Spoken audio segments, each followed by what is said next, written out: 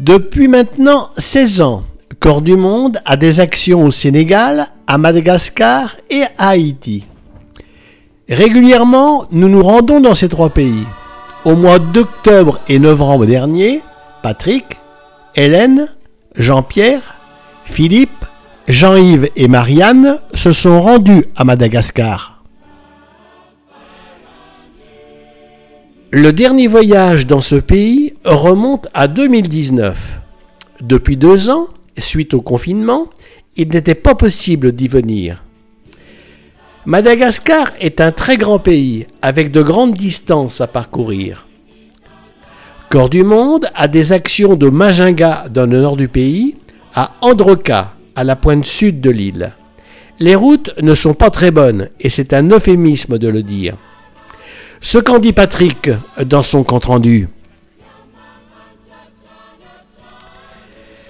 Je peux vous dire que cette mission a été assez éprouvante, avec des trajets très longs, jusqu'à 16 heures à suivre sur des routes faites de trous, de bosses et de virages.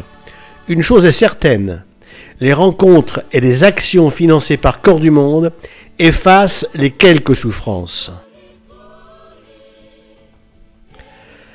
Pendant ce périple de 4 semaines, Marianne a régulièrement écrit son carnet de voyage.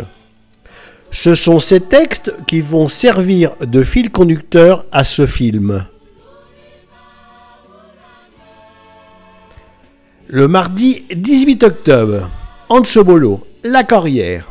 C'est parti pour notre premier jour de visite à Antsobolo, où nous avons passé la nuit chez les frères de Saint-Gabriel. Nous longeons la carrière de pierre où travaillent des femmes. Nous avions pourtant vu des photos aux assemblées de Corps du Monde, mais d'être face à ce qui s'y passe est tout autre. Entendre le bruit des marteaux et voir les conditions de travail dans cette poussière à longueur de jour, c'est tout simplement inimaginable. Auparavant, ces femmes avaient leurs petits avec elles. Et c'est là qu'il y a quelques années, Corps du Monde a œuvré pour sortir ses enfants de la carrière en construisant une garderie. Nous sommes à la garderie, accueillis par sœur Noéline et l'équipe encadrante. Les parents sont là aussi. Les petits sont un peu perturbés par toute cette agitation. Mais les enseignantes rassurent. Et très vite, nous avons droit à une jolie comptine.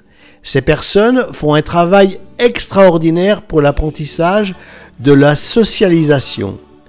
Apprendre à se séparer de maman, vivre avec les autres enfants, jouer, chanter, danser, se laver, manger tout seul.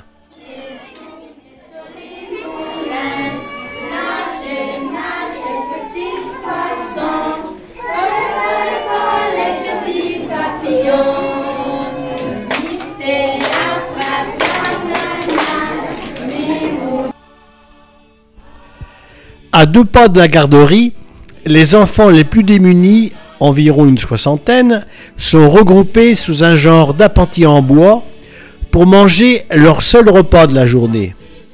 Une grosse assiette de riz avec un peu de légumes dessus. Nous participons à la distribution de ces repas. Les enfants attendent que tout le monde soit servi pour commencer. Ils mangent avec appétit. Après la distribution des repas, nous allons à l'école maternelle.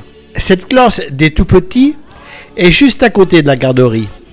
La maîtresse confirme que la première rentrée est facilitée maintenant par ce travail préparatoire à la garderie.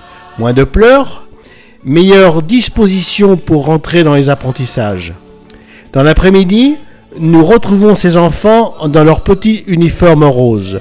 Ils sont assis dehors, sur la cour, et dessinent à la craie des ronds sur le sol. Ils sont 80 élèves sur cette cour. Lorsque la maîtresse demande d'aller ranger la craie, tout le monde obéit tranquillement et en silence. Stupéfaction. Une discipline impressionnante. Logiquement, après les maternelles, ce sont les primaires. Nous passons dans toutes les classes. et sommes accueillis comme les bienfaiteurs de corps du monde. Les enfants parrainés sont regroupés pour la photo de famille. Frère Antoine, qui est maintenant le directeur de l'école, nous présente sa jeune équipe qui s'occupe de l'intendance. Ces jeunes responsables font un bon travail pour repérer les familles qui en ont le plus besoin. Il est constaté que des enfants font des malaises, et c'est surtout le lundi. En discutant, nous voyons que c'est le jour qui fait suite au week-end et où il n'y a pas de distribution de collation le matin. Patrick, avec l'accord de tous, décide de financer cette collation du lundi. Sœur Noéline et frère Antoine vont suivre l'évolution de cette situation. En fin d'après-midi, nous prenons la route vers Anjo Makeli. Après une journée intense en émotions, la fatigue se fait sentir. Mais nous sommes réveillés par les petites filles de l'orphelinat qui nous accueillent chaleureusement avec leur beau sourire et leur chant joyeux. Nous partageons le dîner avec sœur Elsie et son équipe. C'est une soirée de fête.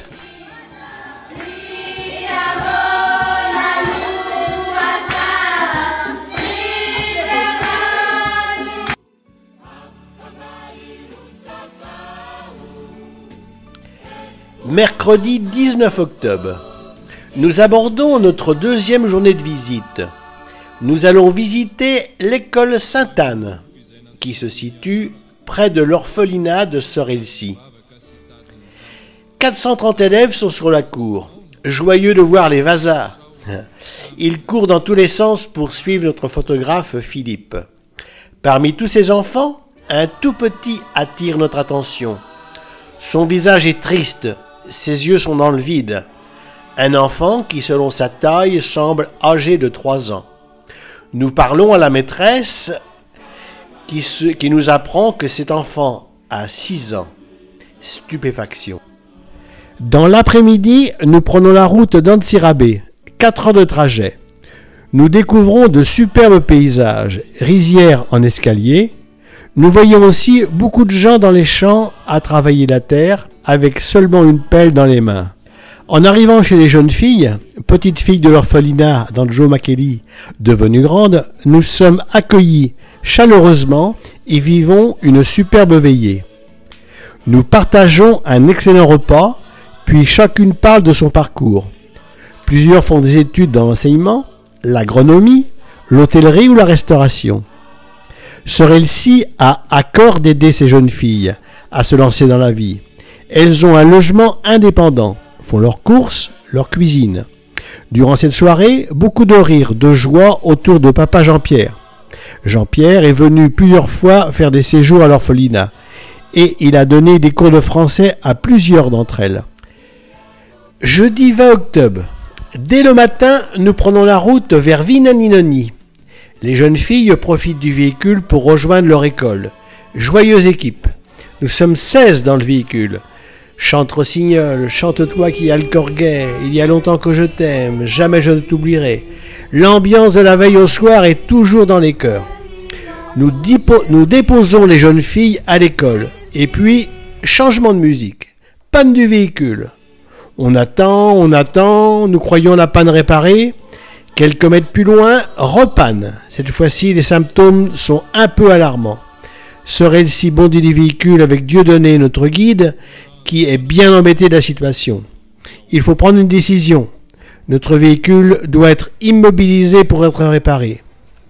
Après avoir tenté un autre moyen de transport sans succès, nous prenons donc un taxi brousse dont le numéro de taxi ne s'invente pas.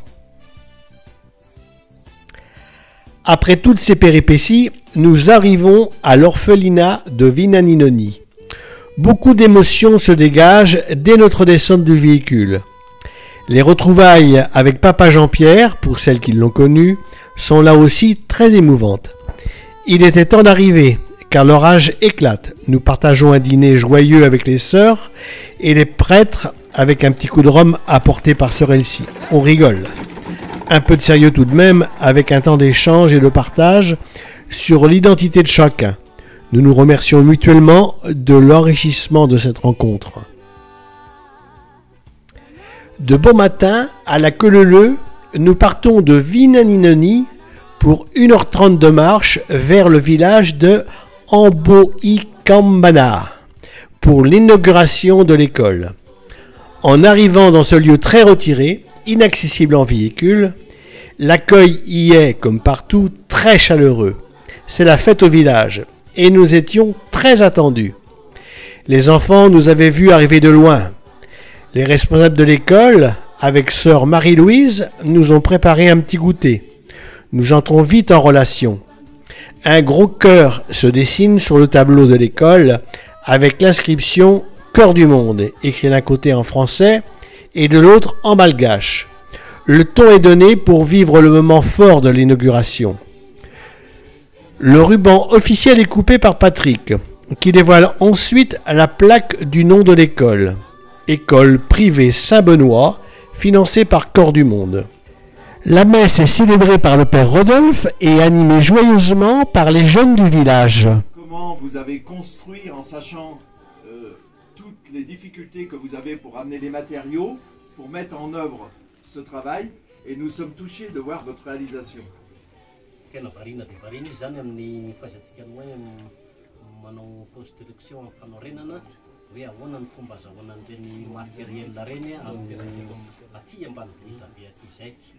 Donc merci infiniment de nous recevoir et puis on va trinquer à votre santé et à la santé du village.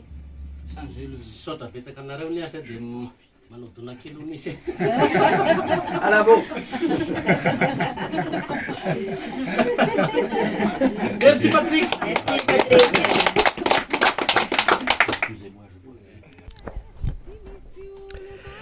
À la fin, ce sont les discours de remerciement, dont celui de Patrick. En 2019, vous nous avez tendu la main. Nous vous avons tendu la nôtre. De main tendue forme un cœur. C'est pour cela que nous sommes là. Tous les enfants du monde ont le droit d'aller à l'école. C'est la volonté de notre association de favoriser ce droit. Nous n'attendons pas forcément de merci, mais simplement que les enfants apprennent dans de bonnes conditions. Aujourd'hui, nous vivons un miracle. Le miracle, il est là, devant nous. Avez-vous un hélicoptère pour apporter tous les matériaux? Les gens rient. Et quel bel exemple de courage et de volonté pour un avenir meilleur. Ensuite, plainte aux enfants de l'école qui mettent tout leur cœur à interpréter chant et danse avec leur sourire radieux.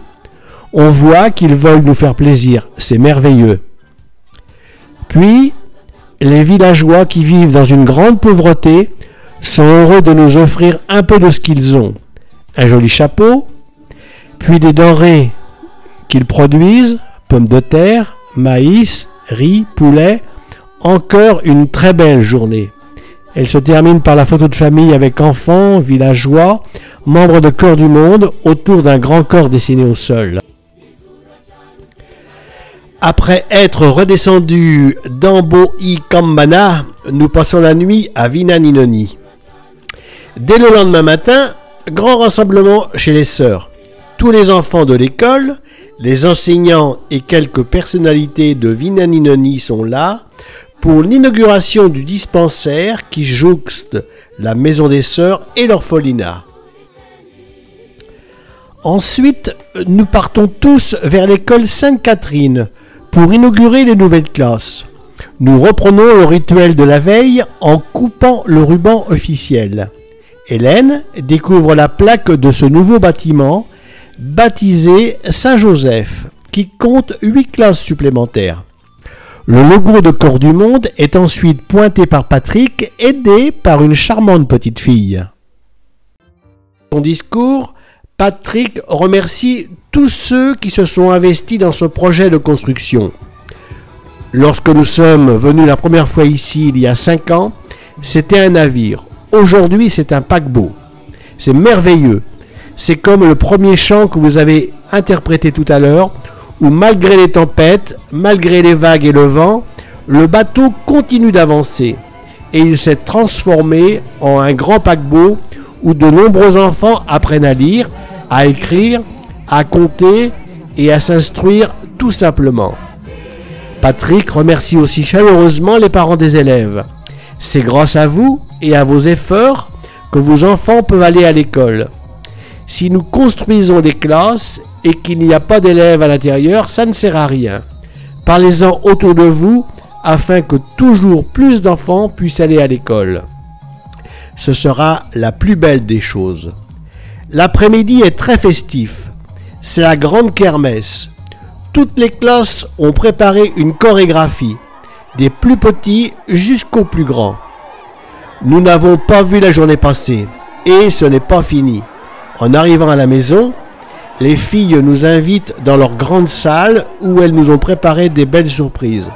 Danse, chant et nous prolongeons avec Jean-Pierre en chef de chœur. Nous chantons en canon, le coq est mort, il ne chantera plus Cody Coda. C'est beau, nous sommes bien tous ensemble, les émotions sortent. Nous n'avons pas envie de terminer la soirée.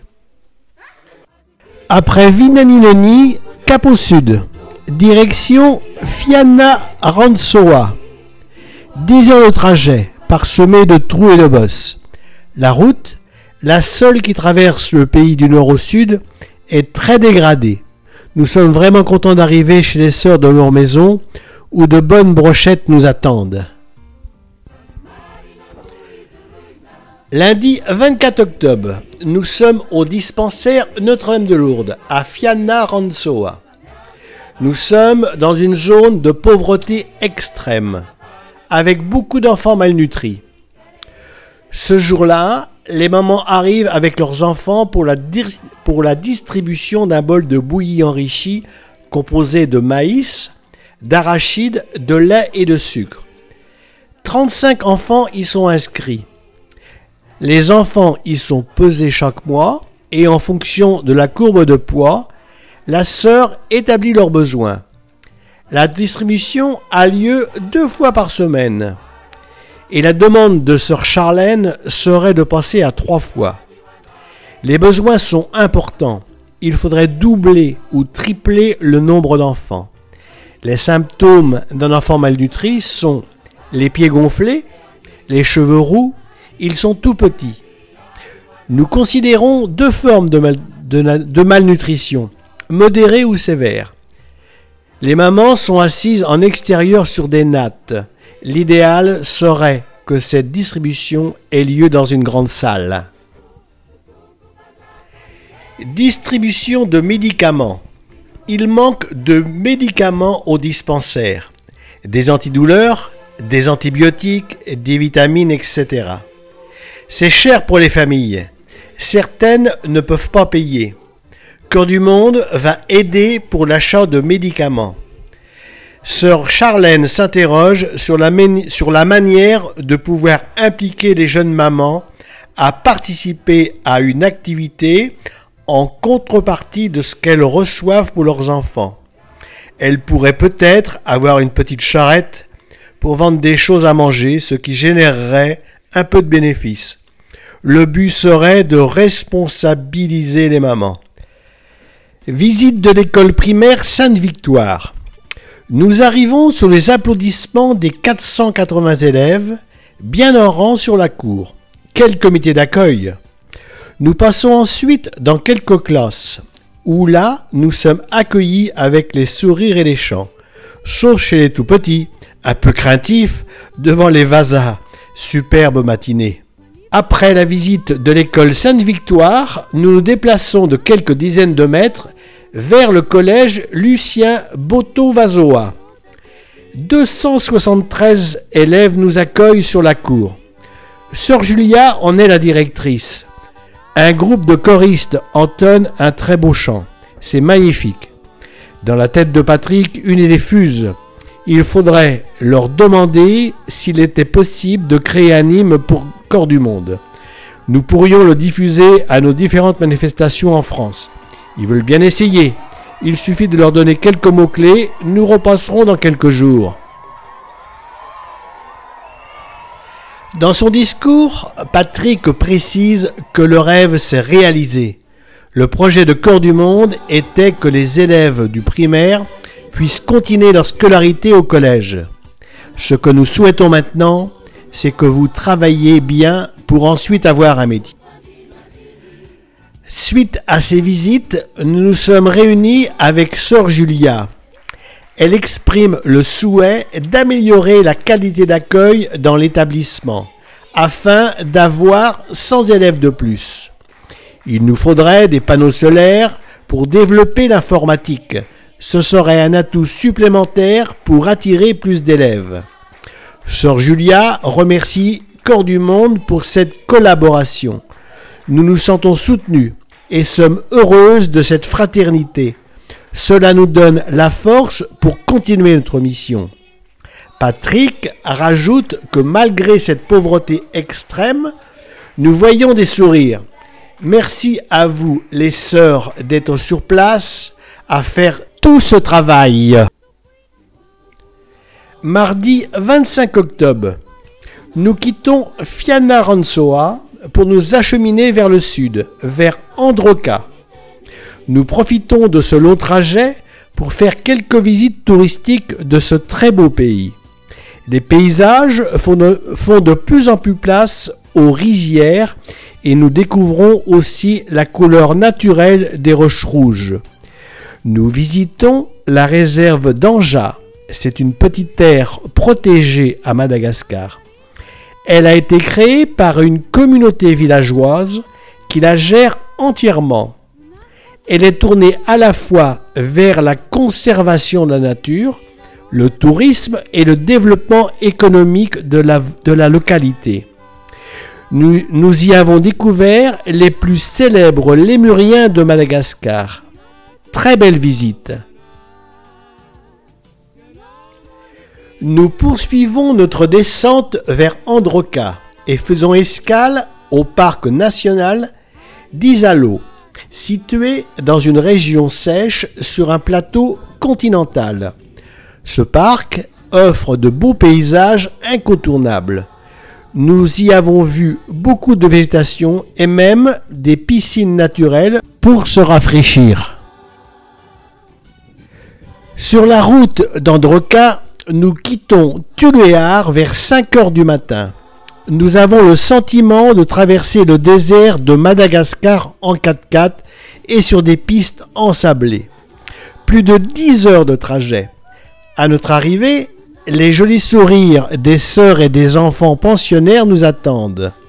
Un accueil merveilleux. Les sœurs ont mis les petits plats dans les grands pour nous recevoir. Vendredi 28 octobre. Au réveil, le soleil est de plomb et nous découvrons l'extrême pauvreté de ce lieu retiré, mais aussi le travail extraordinaire de la communauté des religieuses. Visite de l'école Notre-Dame de la Paix. Nous arrivons dans cette école et très vite nous découvrons qu'elle n'est pas seulement un lieu d'apprentissage scolaire, mais aussi un lieu de survie. Dès 9h30, un repas est servi aux enfants, le seul de la journée. Pourquoi à cette heure-là? La sœur explique. C'est pour permettre aux enfants de se concentrer pour apprendre. Sinon, ils dorment sur leur table. Sœur Joséphine, directrice de cette école, nous dit que lorsque l'État a cessé d'aider pour cette nutrition, pendant 3 ans, les enfants n'avaient rien à manger. Ils étaient très faibles. À l'extérieur, leur nourriture pour survivre était les cactus rouges et pour les plus chanceux, un peu de patates douces. Corps du Monde a commencé à aider en 2020 et la distribution des repas a pu se remettre en place. Le repas est préparé pour 430 élèves par des parents à tour de rôle. Le riz qu'ils mangent est apporté de Chine, du bas de gamme, en fait du riz cassé. Et les Chinois achètent le bon riz qu'ils produisent. Le sac de 50 kg coûte 120 000 ariary, l'équivalent de 30 €. Et il en faut un par jour. Le repas est composé de riz avec un peu de pois cassés et un tout petit morceau de viande 2 fois par an. les enfants le gardent pour la fin pour le déguster. Nous voyons quelques enfants, à la fin de la distribution des repas, se mettre à la queue leu-leu pour avoir un peu du fond de la marmite. Au fur et à mesure qu'ils terminent, chacun va laver son assiette, même les tout petits. Une discipline incroyable. L'eau est puisée dans le puits qui se trouve sur la cour de l'école par les élèves. Ici, on ne parle pas des normes de sécurité. Visite du dispensaire. La sœur infirmière fait chaque jour des consultations d'enfants malades et diagnostique ceux qui sont malnutris. Elles ont un stock de médicaments qu'elles vont chercher à Tuléar. À Androka, il y a beaucoup de tuberculose. 150 personnes au moment où nous y sommes. Le traitement dure 6 mois. Dans ce village loin de tout, il n'y a vraiment rien. La région a subi les effets des cyclones, de la pandémie de Covid et de la famine. Sœur Isabelle, qui est l'infirmière, nous dit qu'il y a toujours plus de naissances chaque année. Des petites filles ont parfois leurs premiers enfants à 12 ou 13 ans, avec des hommes qui pourraient être leurs grands-pères. Certaines meurent en accouchant. C'est alors leur maman qui allaite les petits. Elles ont du lait. Quelle grande misère! Nous sommes face à face avec la misère extrême. Les sœurs font un travail remarquable. Elles sont courageuses car leur mission est vraiment difficile. Elles ne se plaignent pas et sont même rayonnantes. Lorsqu'elles vont à Tuléar, la ville la plus proche, elles sont 24 heures en taxi-brousse pour aller et autant pour le retour. Dans le véhicule archi-bondé, elles mettent leurs provisions sous leurs pieds, sur les genoux. C'est une vie qu'on ne peut même pas imaginer. Grande fête de l'école. L'après-midi est très festive. L'équipe enseignante a vraiment déployé beaucoup d'énergie pour préparer une grande fête afin de remercier les bienfaiteurs de Corps du Monde. Tout le monde y a mis tout son cœur. Nous le percevons au fil de l'après-midi. Les danses, les musiques, les couleurs, les rires et les sourires. Nous sommes nombreux. Les parents aussi sont là. C'est même émouvant de voir tout cela pour nous. Ils n'ont rien, mais pendant ces quelques heures, ils nous partagent leur joie. Des remerciements qui nous confortent dans l'idée que nous devons continuer nos actions. Patrick, dans son discours, les encourage à continuer l'aventure de l'éducation. Sœur Joséphine, dans sa prise de parole, nous annonce que les résultats scolaires 2021-2022 sont excellents. Les effectifs de l'année ont beaucoup augmenté grâce à l'aide financière de Corps du Monde. Le final de la fête est fantastique. Les enseignants ont eux aussi préparé une chorégraphie pour exprimer leur joie et leur remerciement. Patrick dessine un gros cœur au sol. Les enfants comprennent vite et le cœur prend vie. D'abord avec les enfants, puis avec les enseignants, les parents, les amis de Corps du Monde, et nous terminons en dansant tous ensemble. Un beau moment de fraternité. Sœur Joséphine nous confie que c'est la première fois qu'ils font une aussi grande fête. Grand moment inoubliable de notre séjour.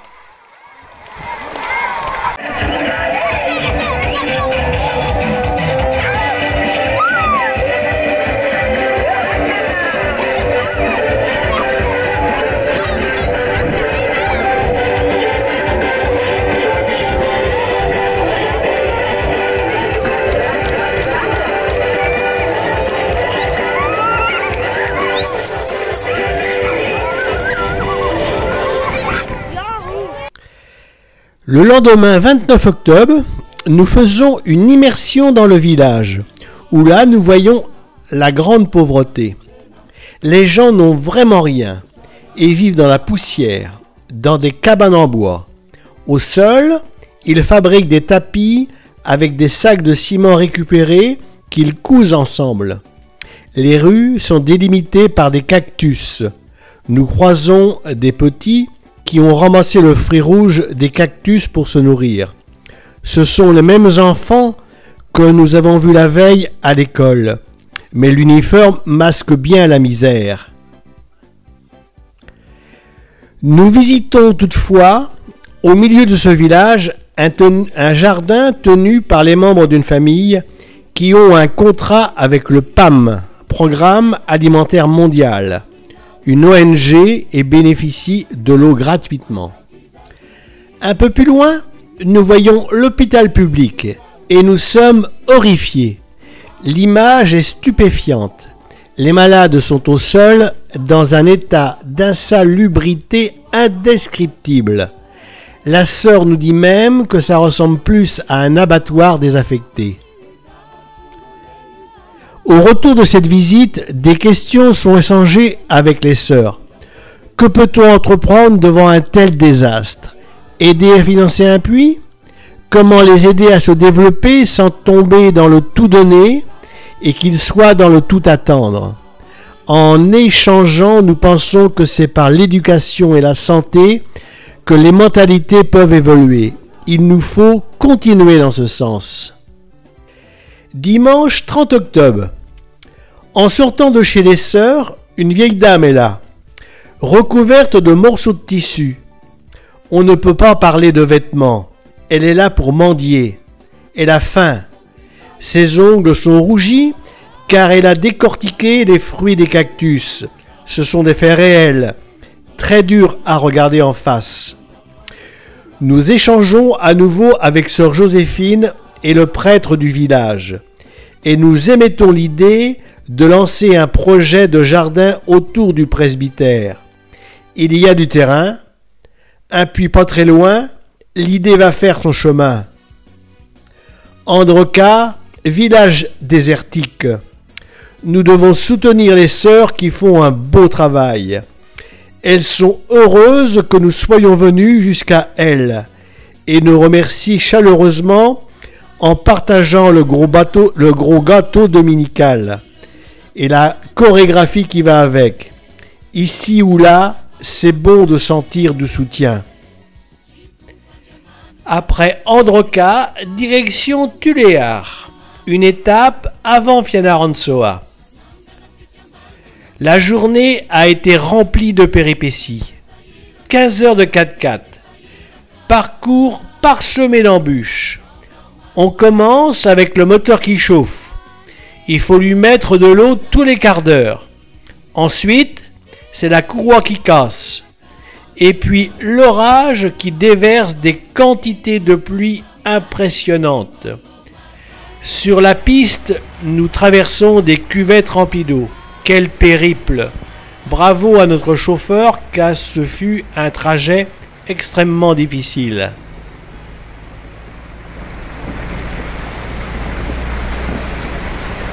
À Tuléar, nous rencontrons sœur Marguerite et sœur Marie-Jeannette. Ces deux religieuses sont dans la même congrégation que sœur Joséphine que nous avons vue à Androka.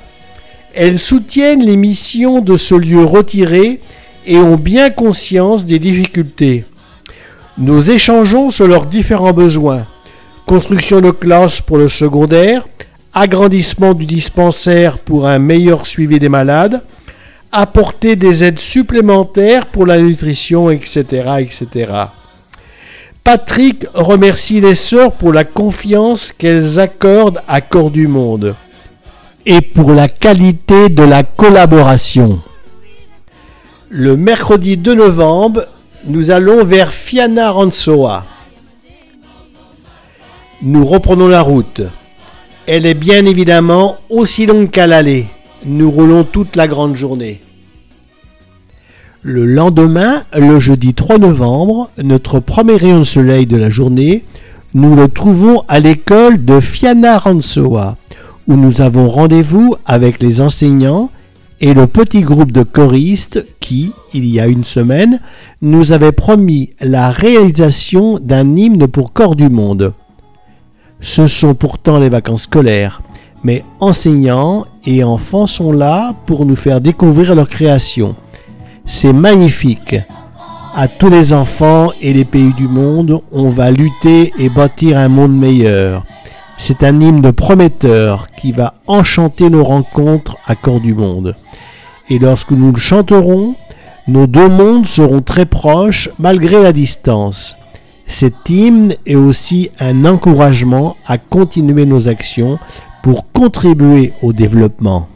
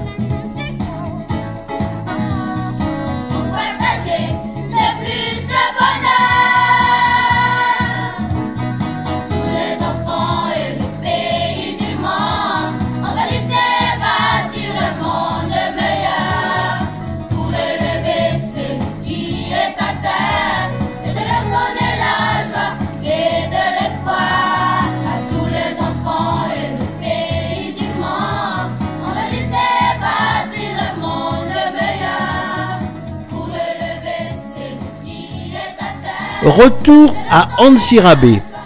Madagascar est un beau pays. En remontant vers Antsirabe, les paysages sont magnifiques. Les rizières ont verdi en comparant avec le trajet aller. Par contre, la route est pitoyable. Des trous et encore des trous. Nous croisons beaucoup de gens sur la route.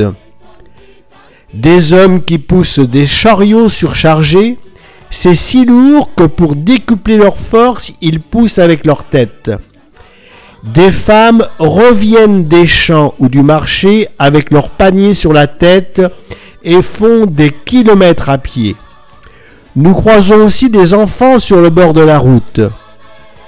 Des enfants affamés qui crient leur faim sur notre passage. Nous leur donnons des gâteaux ou des bonbons. Ils sont contents. Ce midi, en s'arrêtant déjeuner, nous avons commencé par partager notre portion de riz. Des enfants sont dehors avec des petits sachets plastiques.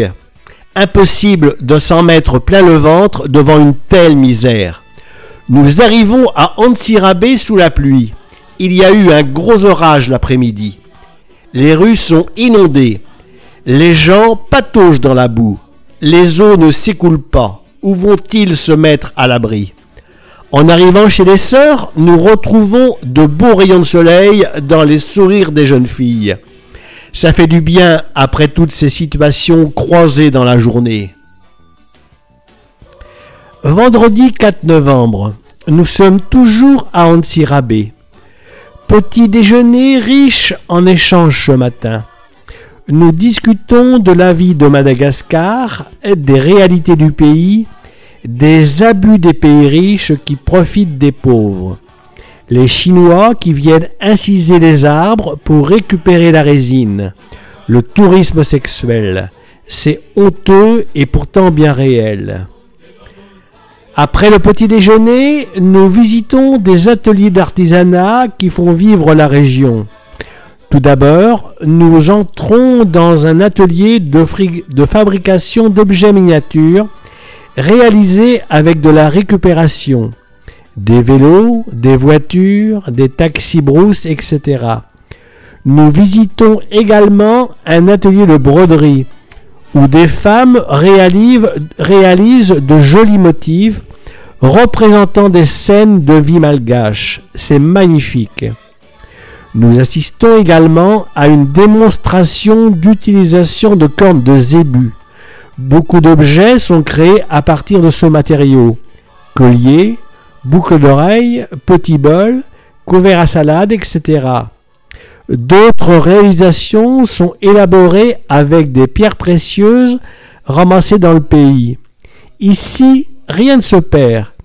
Les Malgaches savent utiliser les matériaux qu'ils ont pour fabriquer de très beaux objets qu'ils vendent en boutique ou sur les marchés.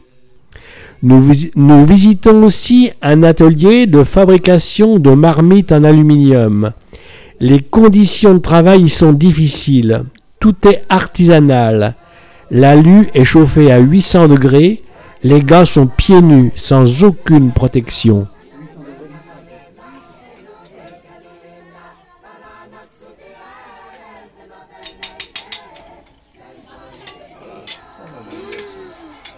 Puisqu'il en sort un peu, c'est merveilleux ça. Ça c'est bravo. Ça,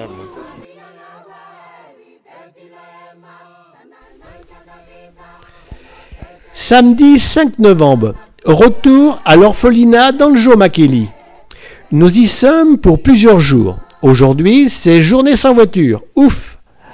Nous prenons le temps de découvrir ce lieu qui grouille d'une vie pétillante. 60 petites filles âgées de 4 à 23 ans y sont accueillies par les sœurs Elsie et sœur Angeline. Aujourd'hui, c'est samedi, jour de lessive. Les filles lavent leur linge et les étendent sur les buissons ou dans le jardin. Nous visitons ensuite leur immense jardin où là aussi les filles, des plus petites jusqu'aux grandes, sont au travail. Elles apportent le fumier dans des sacs et le déversent dans des trous faits par l'ouvrier, avant d'y semer les graines. Personne n'est à rien faire et l'ambiance est tonique. Les sourires sont là, les filles participent à toutes les tâches de la maison. C'est une véritable école de la vie. Angéline explique que lorsque les jeunes filles obtiennent leur bac, elles doivent rester une année pour aider au fonctionnement du centre. C'est une forme de reconnaissance de ce qu'elles ont reçu et ensuite elles poursuivent leurs études à l'université si elles le souhaitent. Dans ce lieu, les plus grandes aident les plus petites. Elles sont scolarisées à l'école tout près de l'orphelinat et rentrent déjeuner le midi, d'où la nécessité d'avoir un grand jardin. 60 bouches à nourrir matin, midi et soir. Cela représente de nombreux kilos de riz. Elles ont aussi une petite ferme avec des cochons, des vaches, des lapins, des poules. Elles vivent pratiquement de leurs produits. Ce midi, nous déjeunons avec les enfants. Elles sont assises par terre. Le menu, riz et courgettes au jus. Pas de dessert. Une équipe responsable s'occupe du service. Un premier tour, un deuxième, puis un troisième. Nous sommes surpris de la quantité de riz que mangent les petites. C'est énorme. C'est l'aliment de base et il n'est pas servi avec du beurre ou de la crème. En fin de repas, nous avons droit à 2 ou 3 chants rythmés. C'est la cerise sur le gâteau. Ce matin, nous rejoignons Tananarive pour participer à la messe du Père Pedro. En arrivant sur ce lieu, nous apprenons qu'il est parti sur l'île de la Réunion. Mais ce rendez-vous dominical est bien maintenu. Les gens arrivent à flot par le chemin pentu qui mène à la grande salle. 10 000 personnes s'y installent. C'est un rassemblement impressionnant. Et c'est ainsi tous les dimanches. C'est grandiose, joyeux et coloré. Nous découvrons au travers de ce temps fort la grande œuvre du Père Pedro à Akamassoa, ce quartier qu'il a entièrement créé il y a 30 ans. Il a sorti les gens qui vivaient dans une gigantesque décharge d'ordures. Depuis, avec l'aide d'associations qui œuvrent partout dans le monde, dont une en Vendée, il a construit des maisons, des écoles, une université pour amener cette population vers un avenir meilleur. Chaque jour, il permet à 10 000 élèves de manger au moins un repas dans la journée. Nous rencontrons à la sortie de la messe des jeunes filles qui poursuivent leurs études. L'une dans le droit, l'autre en médecine, etc. Nous pouvons espérer qu'avec ces jeunes générations, des évolutions vont arriver dans le pays. L'éducation est vraiment la base pour un avenir meilleur. Patrick et Hélène, qui étaient déjà venus à ce rassemblement il y a plusieurs années, voient une évolution dans la dignité des personnes. Les gens sont mieux habillés, ils ont des chaussures aux pieds. Ce sont des signes d'espoir. Le midi, nous déjeunons chez les sœurs franciscaines, pendant lequel nous avons de riches échanges. Sœur Noéline nous parle des démarches qu'elle fait auprès des familles. Elle fait du porte-à-porte pour convaincre les familles de scolariser les enfants. C'est difficile. Seulement 10 à 20% des enfants vont à l'école. Si nos calculs sont bons, ça fait 80% d'enfants illettrés. C'est vraiment insuffisant. Un enfant de 10 ans qui n'a pas commencé sa scolarité, c'est très compliqué de l'intégrer. Sœur Noéline nous parle d'un fait réel. Nous avons sorti un enfant qui vivait dans un tunnel et avons tout fait pour le scolariser. Il est resté quelques jours, puis absence. Il était retourné dans son tunnel.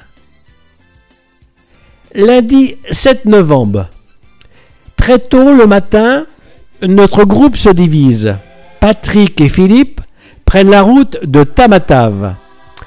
Pour ceux qui restent, Hélène, Jean-Pierre, Jean-Yves et Marianne, c'est une journée au rythme de la vie de l'orphelinat.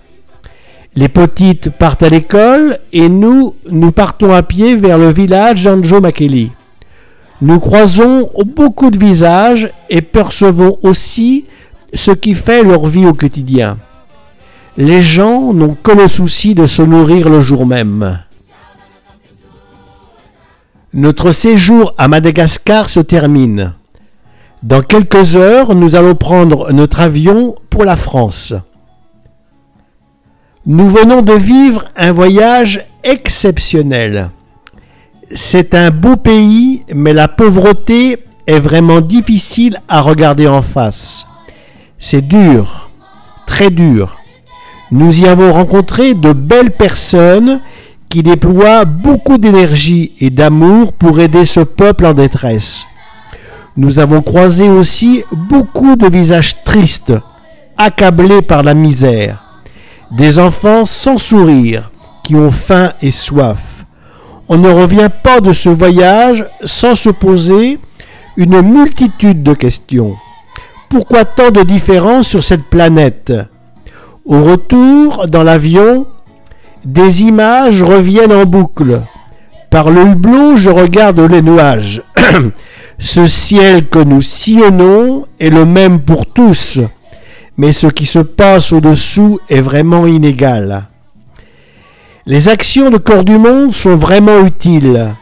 Le nombre d'enfants scolarisés ne cesse d'augmenter grâce à l'aide des parrainages et des dons. L'éducation, la nutrition et la santé sont les pôles principaux à soutenir. Nous devons absolument continuer à agir pour aider ces populations à évoluer pour vivre mieux. Beaucoup d'autres associations agissent comme Corps du Monde. Alors, en unissant toutes ces petites gouttes d'eau, nous apportons un peu d'espoir à ce pays.